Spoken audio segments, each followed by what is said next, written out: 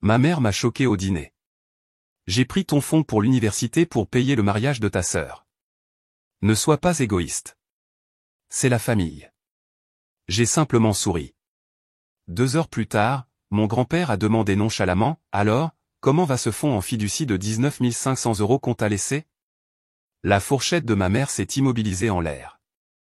Je l'ai regardé, je me suis penché et j'ai murmuré 4 mots. 5 minutes plus tard, il était au téléphone. 30 minutes plus tard, des pneus crissaient dans l'allée. Je n'arrivais pas à croire ce que j'entendais. Ce n'étaient pas seulement les mots. C'était la façon dont elle les avait dit. Calme, pleine de suffisance, comme si c'était la chose la plus naturelle du monde.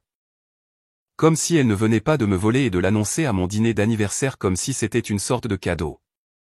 Ce qui a empiré les choses, c'est la façon dont elle se promenait dans la maison comme si elle en était la propriétaire. Comme si ce n'était pas chez moi, comme si j'étais l'invité. Il n'avait jamais vécu ici. Pas un seul jour. Cette maison appartenait à mon grand-père. Et il y a 1 an, il me l'a cédée pour des raisons que je ne comprends toujours pas entièrement, disant que je l'avais méritée, quoi que cela veuille dire. Mes parents et mes frères et sœurs n'ont pas bien pris la chose, mais ils se montraient gentils quand ils avaient besoin de quelque chose, ce qui était souvent le cas.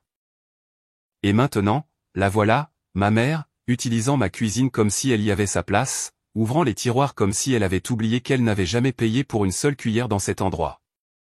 Elle a même apporté ses propres décorations bon marché pour mon dîner d'anniversaire, des ballons en plastique, des serpentins, une couronne en papier. Elle a essayé de donner un air de fête, mais cela ressemblait à une invasion. Puis elle a lâché la bombe comme si de rien n'était. Nous étions à mi-chemin du steak quand elle a souri de l'autre côté de la table et l'a dit. J'ai utilisé ton fonds pour l'université pour aider au mariage de Chloé. Je savais que ça ne te dérangerait pas. La famille passe avant tout. J'ai cru avoir mal entendu. J'ai demandé de quel fonds pour l'université elle parlait. Elle m'a regardé comme si j'étais le fou. Celui sur lequel tu es assis. C'est 19 500 € que grand-père t'a laissé l'année dernière. J'ai cligné des yeux. Je lui ai dit que je n'étais même pas au courant. J'ai dit que ce n'était pas à moi. Je n'y avais jamais touché. Et que même si je l'avais fait, elle aurait dû me demander. Elle m'a repoussé d'un geste de la main. Tu ne comptais même pas aller à l'université l'année prochaine. Nous aidons ta sœur. Ne sois pas égoïste. Égoïste ? Elle a pris 19 500 € sans demander et les a donnés à Chloé pour un mariage qu'elle ne peut pas se permettre, et c'est moi l'égoïste. J'ai regardé mon père. Il n'a rien dit, il a juste continué à mâcher comme si tout était normal. Chloé, bien sûr, n'a même pas bronché. Son téléphone s'est allumé à côté de son assiette. Elle faisait défiler Instagram, aimant probablement ses propres photos de fiançailles. J'ai regardé autour de moi dans ma propre salle à manger et je me suis senti comme un étranger. Ils agissaient tous comme si c'était normal, comme si j'étais censé hocher la tête et dire merci. Je n'ai pas crié. Je n'ai pas renversé la table. Je ne suis pas parti en claquant la porte. J'ai simplement souri. Ce sourire a dû les déconcerter car ils ont cessé de parler. Ma mère a essayé de changer de sujet. Chloé a levé les yeux au ciel et a marmonné quelque chose sur le fait que je faisais du cinéma. C'est à ce moment-là que la porte d'entrée s'est ouverte. Papy Henri et Mamie Louise sont arrivés au moment parfait. Il est entré comme un général à la retraite, calme, lent, mais on pouvait sentir la tension changer dans la pièce. Ma grand-mère a suivi, silencieuse et le regard perçant, observant tout. Ils ont enlevé leur manteau. Grand-père m'a tapoté l'épaule et m'a tendu une boîte emballée.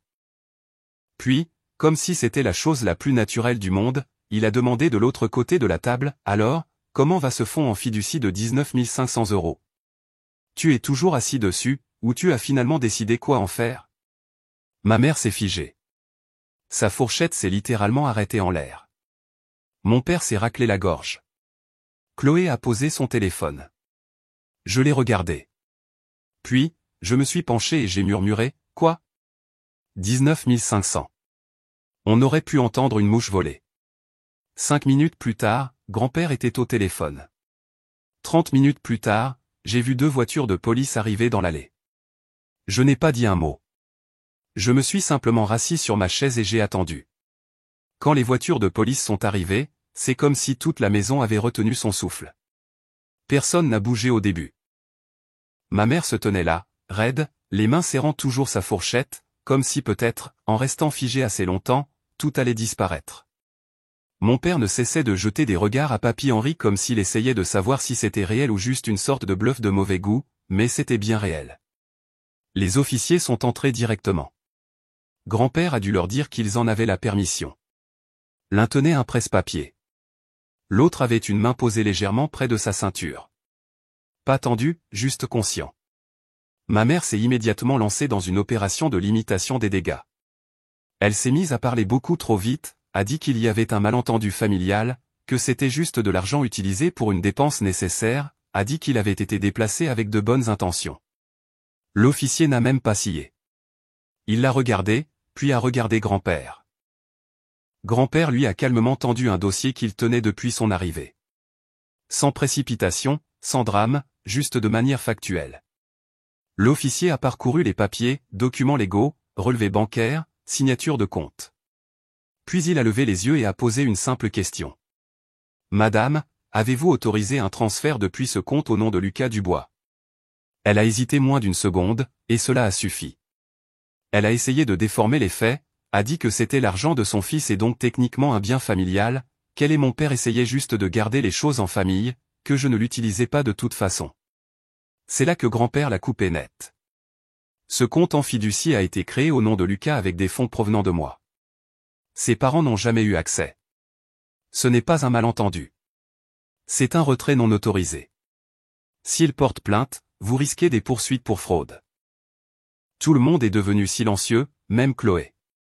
Puis, comme un signal, elle est intervenue, jouant la victime comme elle le fait toujours. Oh mon Dieu, c'est ridicule. Ce n'est pas comme s'il avait gagné cet argent. Il a juste eu de la chance que grand-père le lui donne. C'est alors que grand-mère a enfin parlé. Elle a regardé Chloé, sans même élever la voix. Et tu prévois un mariage avec une robe empruntée, une carte de crédit au plafond, et maintenant de l'argent volé. Il est peut-être temps que tu commences à apprendre ce qu'est la responsabilité. Chloé n'a plus dit un mot après ça. La police n'a arrêté personne sur le champ, mais l'un d'eux a expliqué la procédure. Si les fonds n'étaient pas restitués immédiatement, il pourrait ouvrir une enquête complète. Ma mère est devenue blême. Mon père a essayé de demander quelque chose sur des plans de remboursement, mais l'officier avait déjà fini de parler. Ils ont rendu le dossier à grand-père et sont partis avec la promesse que la paperasse suivrait. Quand la porte s'est fermée, ma mère s'est tournée vers moi comme si c'était de ma faute. Tu as vraiment laissé les choses aller aussi loin. Je n'ai pas répondu. Je n'avais pas à le faire. Grand-père s'est mis devant moi et l'a dit haut et fort. Vous deux n'êtes plus les bienvenus dans cette maison. Rendez les clés. On aurait pu croire qu'ils allaient discuter, mais ils savaient qu'il ne fallait pas. La maison était à moi maintenant, et grand-père l'avait officialisé le jour où il me l'avait cédée. Il n'était sur aucun acte de propriété, aucun bail. Mon père a marmonné quelque chose dans sa barbe et a sorti la clé de rechange de son manteau. Ma mère a suivi. Chloé n'a pas dit au revoir, elle a juste attrapé son téléphone, son sac à main, et est sortie en trombe comme une enfant en bas âge qui n'a pas eu sa glace. Ils sont partis sans se retourner. Et pour la première fois depuis longtemps, la maison semblait calme. Pas vide, paisible. Mais grand-père n'avait pas fini. Loin de là. Le lendemain matin, je me suis réveillé avec un courriel du comptable de la famille, un type à qui je n'avais jamais parlé auparavant. Le courriel disait que grand-père gelait tous les versements non essentiels du fonds fiduciaire familial. Ce qui signifiait que mes parents étaient coupés des vivres. Il a également inclus une note qui disait « Un nouveau conseiller financier vous sera assigné cette semaine, uniquement pour vous ». Ça commençait. Mon grand-père était sur le point de faire comprendre très clairement à tout le monde ce qui arrive quand on vole un membre de sa propre famille, puis qu'on ment à ce sujet. Et quelque chose me disait que ce n'était que le début. La maison semblait vide, mais pas dans le mauvais sens du terme. C'était le genre de vide qui semblait propre, comme de l'air frais après avoir sorti les poubelles. Je me promenais de pièce en pièce, toujours pas habitué au silence. Personne qui entre sans frapper. Pas de questions passives-agressives sur ma vie. Pas de fausse affection de la part de gens qui me voyaient comme un compte en banque sur pattes. Mais je savais que ce n'était pas fini. Pas vraiment. Cela ne faisait que 2 jours depuis le dîner, depuis que la police était partie et que ma famille était partie la queue entre les jambes. Grand-père n'avait pas dit grand-chose depuis, mais je sentais que quelque chose se préparait. Il n'était pas du genre à laisser les gens s'en tirer. C'est là que j'ai trouvé la lettre. Elle était dans le tiroir du couloir, enfouie sous un enchevêtrement de stylos usés, de chargeurs cassés et de courriers indésirables de l'année dernière. Mon nom était sur l'enveloppe, d'une écriture nette et en gras. Pas de timbre, juste laissé là. À l'intérieur se trouvait une lettre de 2 pages. Pas de salutation, pas de fioriture, juste ceci: si tu as trouvé ça tout seul, tu es plus intelligent que je ne le pensais. Et je pensais déjà que tu étais le plus intelligent de cette famille. Le reste se lisait comme un avertissement et un défi. Il me disait qu'il planifiait cela depuis longtemps. Il disait qu'il savait depuis que j'étais enfant que les autres, mes parents, Chloé, finiraient par essayer de mettre la main sur tout ce qu'ils pourraient. Ce n'était pas seulement de la cupidité. C'était un sentiment de droit. Il croyait le mériter simplement en existant. Il appelait ça une « maladie familiale ». Puis vint la partie qui me fit m'asseoir. Le fond en fiducie n'était que la surface. Cet argent était un test. Ce qui est enfoui plus profondément est à toi aussi, mais seulement si tu prouves que tu ne leur ressembles en rien. Je suis resté assis là, tenant la lettre pendant un long moment, essayant de comprendre ce qu'il voulait dire. Puis j'ai remarqué le post-scriptum. Regarde sous le bureau. Tiroir du bas. Tu sauras quoi faire. J'ai pratiquement couru jusqu'à l'ancien bureau de grand-père. Le bureau n'avait pas été touché depuis des mois. J'ai tiré le tiroir du bas et j'ai senti sous le bois. Quelque chose y était scotché. Une petite clé USB noire. Pas d'étiquette, pas d'indice. Je l'ai branchée sur mon ordinateur portable. Protégé par un mot de passe. J'ai envoyé un texto à grand-père, une seule ligne. Trouvé. C'est quoi la suite? 2 minutes plus tard, il a répondu, dîner.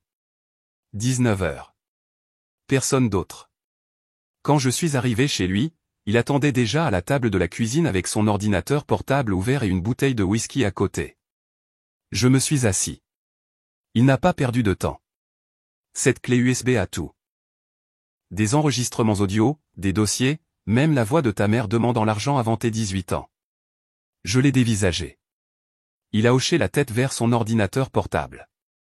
J'ai fait une copie. Tu veux entendre quelque chose? Il a ouvert un dossier intitulé « 2006 ». C'était là, un enregistrement. La voix de ma mère, ivre et en colère, fulminant contre quelqu'un. Je ne pouvais pas dire qui. Il a toujours préféré ce gamin. Je suis sa fille, et lui, c'est juste un sale gosse qui a eu de la chance de naître au bon moment. Cette maison aurait dû être la mienne. Elle en a dit plus. Beaucoup plus de choses que je ne pourrai jamais oublier.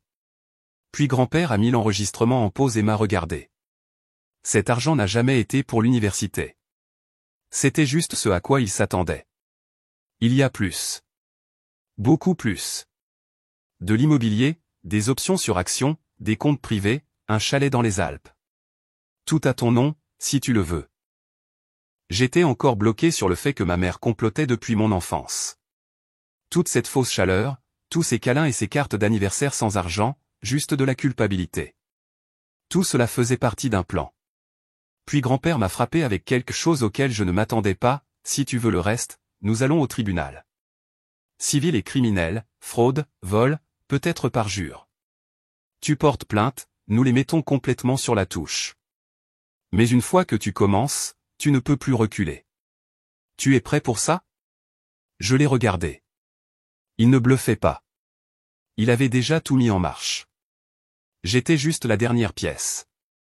Il y a eu un long silence. Je n'ai pas dit oui. Je n'avais pas à le faire. J'ai pris la clé USB, l'ai glissée dans ma poche et j'ai hoché la tête une fois. Grand-père s'est servi un verre, puis m'en a servi un. Très bien, a-t-il dit. Alors, gâchons-leur leur moi. Le temps que je me réveille le lendemain matin, ça avait déjà commencé. 6 appels manqués, 3 de ma mère, 1 de mon père, 2 de Chloé, puis un mur de textos de sa part, commençant par « Tu te comportes comme un enfant » et dégénérant en crise de nerfs totale en 5 écrans. Elle disait que je ruinais sa vie. Que j'étais vindicatif et ma réplique préférée de toutes: « Tu n'as aucune idée de ce que tu viens de commencer. » Mais si, je le savais. Je savais exactement ce que j'avais commencé. Et ils commençaient enfin à s'en rendre compte, eux aussi.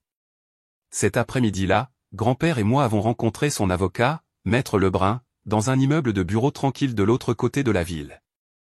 Le type semblait sorti d'un drame judiciaire. Costume à rayures, montre chère, une voix qui n'utilisait pas de mots superflus. Il m'a à peine remarqué quand je suis entré, mais il n'en avait pas besoin. Les documents sur la table en disaient assez. Lebrun a exposé les prochaines étapes comme s'il s'agissait d'une partie d'échecs, et chaque coup avait déjà 3 coups d'avance. Poursuite civile, fraude et détournement de fonds protégés. Rapport de police. Enquête officielle pour vol maintenant élevé au rang de crime en raison du montant. Injonction d'urgence, gelant tout compte bancaire lié à l'argent du fonds en fiducie volé. Et puis est venue la surprise à laquelle je ne m'attendais pas, le mariage est suspendu, a dit Lebrun. J'ai cligné des yeux. Vous pouvez vraiment l'arrêter. Si une partie des acomptes lieux de réception, traiteurs, robes provenaient du fonds en fiducie, alors oui. Jusqu'à ce que le tribunal détermine la propriété, ce sont des actifs gelés. Cela m'a touché plus que je ne l'aurais cru. Non pas parce que je voulais que le mariage ait lieu, mais parce que j'ai réalisé que ce n'était plus seulement une vengeance. C'était réel, public, permanent. Chloé allait tout perdre. Et une partie de moi se sentait encore étrangement coupable, même après tout ce qu'ils avaient fait. Ce sentiment n'a pas duré longtemps. 2 heures plus tard, quelqu'un a frappé à la porte. C'était Marc, le fiancé de Chloé. Polo beige, yeux paniqués, et cette attitude suffisante de type de la tête dégonflée comme un ballon. Je n'ai rien dit, j'ai juste ouvert la porte et attendu. Il s'est lancé, a dit que Chloé était anéantie, que le lieu de réception venait d'appeler pour dire que leur paiement avait été rejeté. A dit que le fleuriste les avait laissés tomber. Le disque jockey aussi. Il m'a demandé si j'étais sérieux, si j'avais vraiment agi dans le dos de tout le monde et tout saboté. Mais ensuite, il a dit quelque chose qui m'a marqué. Ta mère m'a dit que ton grand-père avait proposé de tout payer, que l'argent était bloqué sur un compte à ton nom et que tu faisais juste l'obstiné. Elle a dit qu'on te contournerait et qu'on arrangerait ça plus tard. Voilà. Il planifiait ça depuis des mois. Lui mentant, se mentant les uns aux autres, m'utilisant comme bouc émissaire à l'avance au cas où quelque chose tournerait mal. Je n'ai pas répondu. Je ne lui devais rien. Je lui ai juste dit de parler à l'avocat de mon grand-père et j'ai fermé la porte. Ce soir-là, grand-père est arrivé à l'improviste avec une boîte en bois sous le bras. Il a dit qu'il voulait me montrer quelque chose. À l'intérieur se trouvaient de vieilles photos de famille. Ma mère enfant, mon oncle dont je me souvenais à peine, des photos de moi bébé, à l'époque où nous tenions encore tous dans une seule pièce sans que cela ne se transforme en zone de guerre. Cette famille signifiait quelque chose avant, a-t-il dit. Mais plus maintenant. Pas pour eux. Puis il m'a tendu une enveloppe scellée. À l'intérieur se trouvait une copie révisée de son testament. Chaque actif ses économies, sa succession, ses terres dans les Alpes, et chaque part restante du fonds fiduciaire familial me désignait désormais comme l'unique bénéficiaire. Non conditionnel, définitif. Et puis il m'a regardé dans les yeux et a dit, je t'avais dit qu'il y en aurait d'autres. C'est là qu'il a souri, a plongé la main dans son manteau et a posé une dernière pièce sur la table, une copie imprimée d'un rapport de police. La voiture de ma mère, celle qu'elle conduisait comme si elle faisait partie de sa personnalité avec les plaques personnalisées et le stupide autocollant, numéro 1, n'avait en fait jamais été la sienne. Elle était au nom de grand-père. Il l'avait laissé l'utiliser parce qu'à l'époque, il croyait encore aux secondes chances. Maintenant, il venait de la déclarer volée. J'ai fixé le papier, essayant d'imaginer la scène chez eux. Tu es sérieux? Il a hoché la tête. Ils la remorqueront d'ici ce soir. Moins de 5 minutes plus tard, mon téléphone a vibré. Chloé, encore. Qu'est-ce que tu as fait, bordel? Maman est dehors en train de crier. La voiture a disparu. Il y a une dépanneuse dans l'allée. Tu es allé trop loin. Je n'ai pas répondu. Je suis allé à la fenêtre et j'ai regardé la rue tranquille, le jardin que je tondais en rêvant de vivre ailleurs. Maintenant, c'était à moi. Tout. Mais j'avais le sentiment que nous n'étions même pas proches du dernier round. Le jour après que la voiture a été remorquée ressemblait à l'œil du cyclone. Pas d'appel, pas de texto, pas de cri devant la maison. Juste le silence. Trop calme. Comme si tout le monde se regroupait, cherchant quoi faire ensuite. Mais je savais bien qu'il n'avait pas fini. Les gens comme ma mère n'admettent pas la défaite comme ça. Ils attendent une fissure dans le mur. Cette fissure est apparue exactement 46 heures plus tard. C'était un jeudi après-midi. Je revenais juste d'une réunion avec la conseillère financière que grand-père m'avait trouvée, une femme discrète nommée Hélène qui n'a pas souri une seule fois mais qui savait tout sur la protection des actifs. J'étais à mi-chemin d'un sandwich de la veille quand j'ai entendu frapper à la porte d'entrée. J'ai ouvert et j'ai failli rire. C'était Chloé, debout là comme si elle n'avait pas passé les derniers jours à m'insulter par texto. Ses cheveux étaient en désordre. Elle ne portait pas de maquillage, ce qui était une première, et elle semblait ne pas avoir dormi depuis au moins 2 nuits. Elle a demandé si nous pouvions parler. Je n'ai rien dit, je me suis juste écarté. Elle est entrée lentement, regardant autour d'elle comme si elle s'attendait à trouver la maison pleine de pièges. Nous nous sommes assis dans le salon. Elle n'a pas perdu de temps. Maman ne va pas bien. Je suis resté silencieux. Elle pleure depuis 2 jours. Papa ne sait pas quoi faire. Ils disent que grand-père devient sénile et que tu es manipulé. J'ai incliné la tête. C'était donc ça, leur nouvelle version. Non pas que j'étais égoïste, non pas que j'étais jaloux, mais que grand-père avait perdu la tête et que j'étais trop faible pour le remarquer. Puis elle a tenté quelque chose d'inattendu. Elle s'est excusée. Pas une vraie excuse complète. Pas pour ce qu'ils avaient fait, mais pour la façon dont tout s'était déroulé. Elle a dit que c'était désordonné. Qu'ils auraient peut-être dû me parler d'abord. Qu'elle m'aimait toujours et que j'étais toujours son frère et que nous pouvions arranger ça en famille. Je l'ai laissé parler. Puis elle a sorti un dossier en manille de son sac et l'a posé sur la table basse.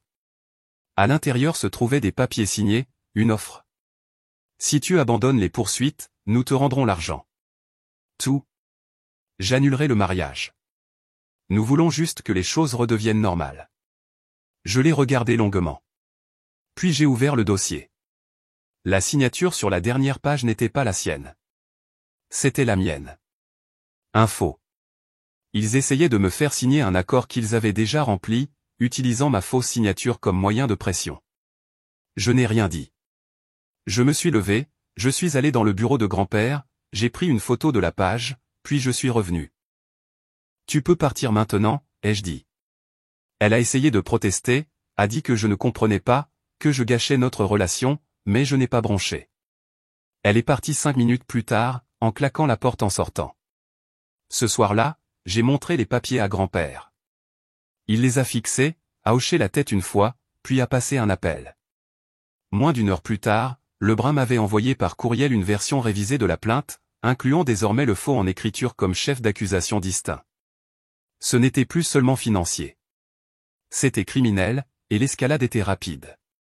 Mais le vrai choc n'est venu que le lendemain matin.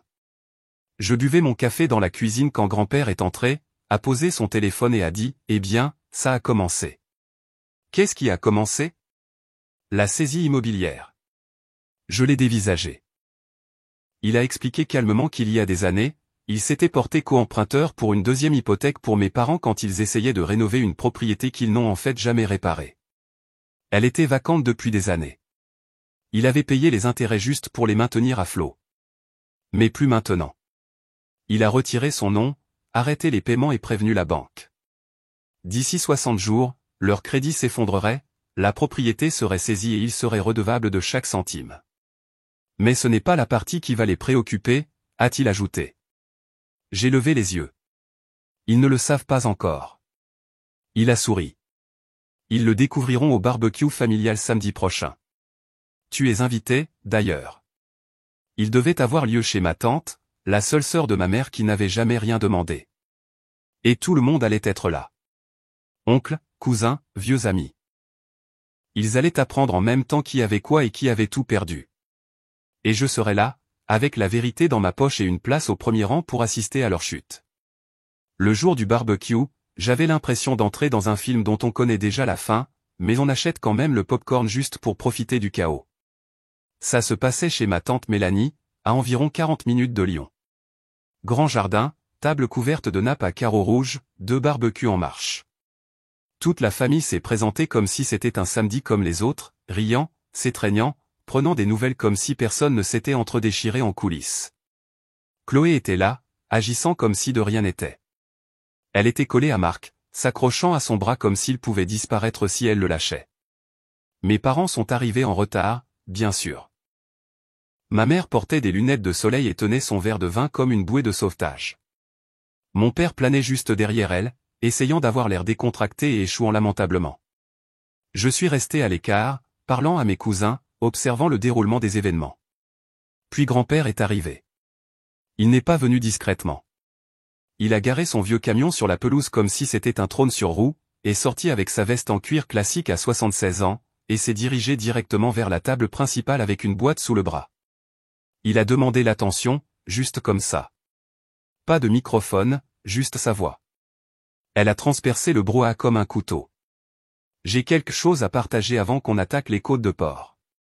Tout le monde s'est retourné. Quelques sourcils levés, quelques rires nerveux. Puis il a sorti une pile de papier de la boîte et a commencé à les distribuer. Je savais déjà ce qu'ils contenaient.